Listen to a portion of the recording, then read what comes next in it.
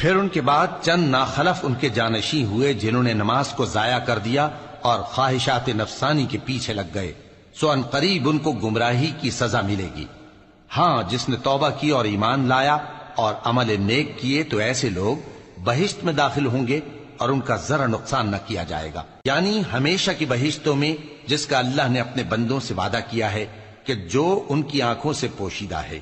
بے شک اس کا وعدہ نیکوکاروں کے سامنے آنے والا ہے، وہ اس میں سلام کے سوا کوئی بیہودہ کلام نہ سنیں گے اور ان کو صبح و شام کھانا ملے گا۔ یہی وہ جنت ہے جس کا ہم اپنے بندوں میں سے ایسے شخص کو مالک بنائیں گے جو پرہیزگار ہوگا۔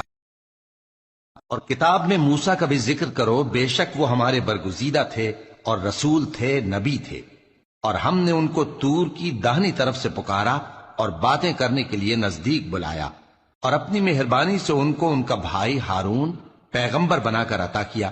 اور کتاب میں اسماعیل کا بھی ذکر کرو، وہ وعدے کے سچے اور رسول تھے، نبی تھے، اور وہ اپنے گھر والوں کو نماز اور زکوٰۃ کا حکم کرتے تھے اور اپنے پروردگار کے ہاں پسندیدہ تھے۔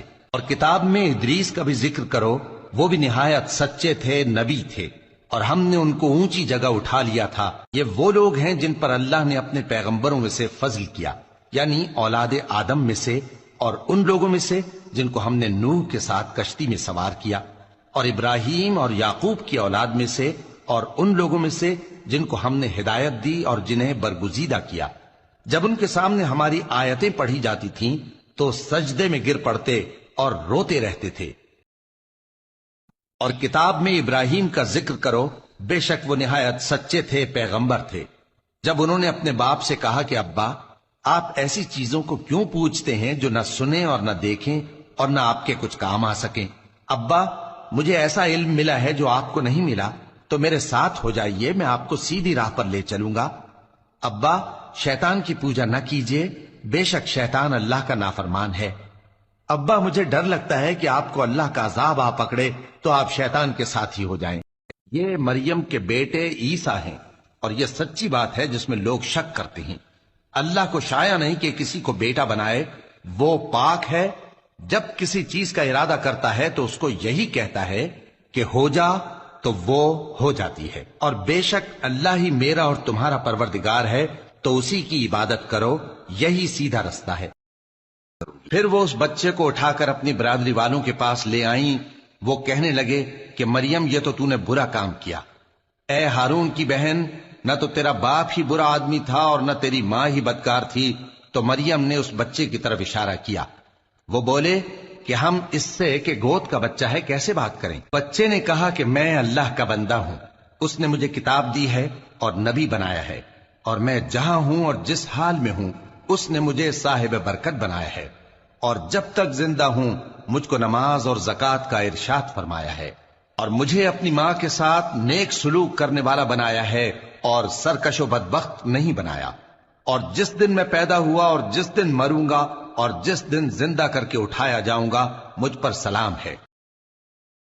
چنانچہ وہ اس بچے کے ساتھ حاملہ ہو گئیں اور اسے لے کر ایک دور جگہ چلی گئیں۔ پھر درد ذہ ان کو کھجور کے تنے کی طرف لے آیا، کہنے لگی کہ کاش میں اس سے پہلے مر چکتی اور بھولی بسری ہو گئی ہوتی۔ تب ان کے ٹیلے کے نیچے کی جانب سے فرشتے نے ان کو آواز دی کہ غمناک نہ ہو، تمہارے پروردگار نے تمہارے نیچے ایک چشمہ پیدا کر دیا ہے، اور کھجور کے تنے کو پکڑ کر اپنی طرف ہلاؤ، وہ تم پر تازہ عمدہ کھجوریں گرائے گا، تو کھاؤ اور پیو اور آنکھیں ٹھنڈی کرو۔ اگر تم کسی آدمی کو دیکھو تو کہنا کہ میں نے اللہ کے لیے روزے کی منت مانی، تو آج میں کسی آدمی سے ہرگز کلام نہیں کروں گی۔ فرشتے نے کہا کہ میں تو تمہارے پروردگار کا بھیجا ہوا یعنی فرشتہ ہوں، اور اس لیے آیا ہوں کہ تمہیں پاکیزہ لڑکا بخشوں۔ مریم نے کہا کہ میرے ہاں لڑکا کیوں کر ہوگا، جبکہ مجھے کسی مرد نے بطور شوہر چھوا تک نہیں اور میں بدکار بھی نہیں ہوں۔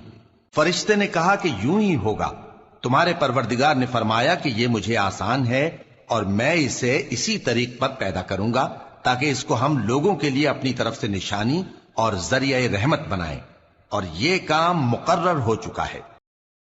فرمایا اے زکریا، ہم تم کو ایک لڑکے کی بشارت دیتے ہیں جس کا نام یحییٰ ہوگا، اس سے پہلے ہم نے اس نام کا کوئی شخص پیدا نہیں کیا۔